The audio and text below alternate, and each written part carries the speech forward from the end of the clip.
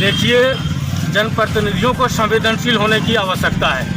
आप झारखंड में एक विधानसभा, बड़कागांव विधानसभा है, वहाँ के जनप्रतिनिधि इतने संवेदनशील है कि वहाँ कोल ट्रांसपोर्टिंग को पूर्णतः बंद कर दिया है।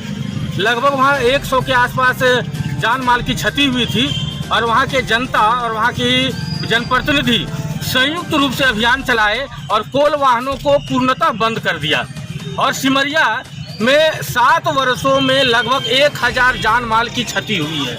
और आज वर्तमान में कल 4 लोगों की एक दिन में कोल वाहनों के द्वारा निर्ममता पूर्वक समझिए उसको हत्या कर दी गई। तो हमारे जो जनप्रतिनिधि हैं वो संवेदनशील संवेदना उनमें है ही नहीं और वो जनता के आकांक्षाओं पर खरा भी नहीं उतर रहे हैं। तो हम लोगों के साथ जनप्रतिनिधि, चाहे वह सांसद हो या विधायक हो, सिमरिया के साथ छलने का काम करते हैं।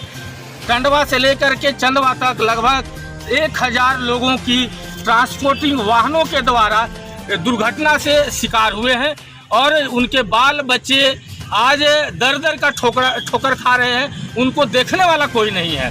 तो हम जनता के आह्वान करते हुए हम तमाम लोगों से कहना चाहते हैं कि जिनमें भी संवेदनाएं बची हुई हैं वो कम से कम पूर्णतः ट्रांसपोर्टिंग को इस रूट में बंद कर दिया जाए। सरकार द्वारा, सुप्रीम कोर्ट द्वारा यह निर्देश दिया गया है कि जिस रास्ते पर आदमी का आवागमन होता है उसमें कोल ट्रांसपोर्टिंग सरासर गलत है। लेकिन सभी बातों को ताक पर रखते हुए जो है सो यहाँ के पदाधिकारी और यहाँ के जनप्रतिनिधि कुछ चंद रुपयों के चलते जनता के जान के साथ खिलवाड़ कर रहे हैं। हम सीधे सीधे यहाँ के जनप्रतिनिधियों पर सवाल करना चाहते हैं। इसलिए करना चाहते हैं कि अगर वो इसमें संलिप्त नहीं है तो उन्होंने 1000 जो जनता यहाँ दुर्घटना का शिकार हुए उनके लिए उन्होंने आवाज़ क्यों नहीं बुलंद किया, सड़क पर वे क्यों नहीं आए। इसलिए वो भी उतना ही दोषी है जितना कि यहाँ के पदाधिकारी और सीसीएल कर्मी है। बहुत से जिनका अभी तक मुआवजा नहीं मिला है, क्या करें? बिल्कुल 1000 लोग मरे हैं, उसमें से बामुश्किल 5 से 10 लोगों को पूर्णतः जो सीसीएल का जो मापदंड है उसके द्वारा उनको दिया गया है। बाकी लोगों को चेक दिया गया, किसी को आश्वासन दिया गया और किसी जो गरीब है जिसके साथ जन समर्थन नहीं है उसको 1 रुपया भी नहीं मिला है। तो ये उन मरे हुए लोगों के कफन के साथ भी ये सौदा करते हैं, एक कफन के सौदागर है। इनको जनता अब सिखाएगी, जनता सड़क पर उतरेगी और इनको एक डोर तुक जवाब देगी।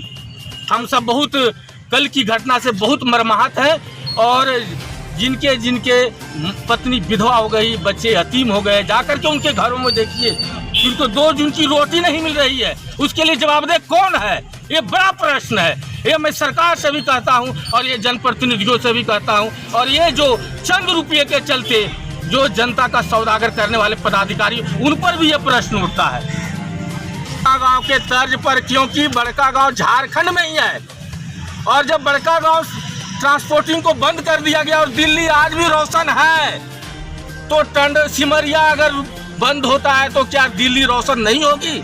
सीसीएल अपना रास्ता खुद तैयार करे, क्योंकि वह एक उपक्रम है जो लाभ के पद पर लाभ अर्जित करता है। वो रास्ता अपना खुद बनाए और अपने कोयले को अपने रास्ते से लेकर जाए, क्योंकि वो कोयला बेचती है और लोग खरीदते हैं। तो बेचने वाला और खरीदने वाला नहीं मरता है, लेकिन हम आम जनता यहाँ मर रहे हैं, बीमारी से मर रहे हैं और मालवाहक गाड़ियों से कुचले जा रहे हैं, रौंदे जा रहे हैं। बिल्कुल मिला हुआ, इसमें कोई शक नहीं है।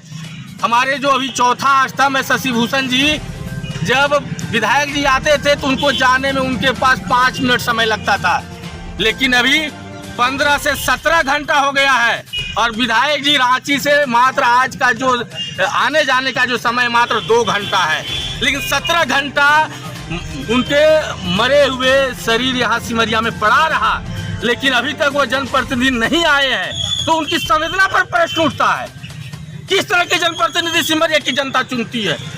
ये सवाल जनता से भी है कि आप ऐसे लोगों को जनप्रतिनिधि बनाइए जो जनता के साथ कदम से कदम मिलाकर चलने के लिए तैयार रहे, उनके दुख सुख में शामिल रहे। हम ऐसे जनप्रतिनिधि को बनाएं। और ऐसे जनप्रतिनिधियों को हम लोग करारा जवाब देने का काम करें।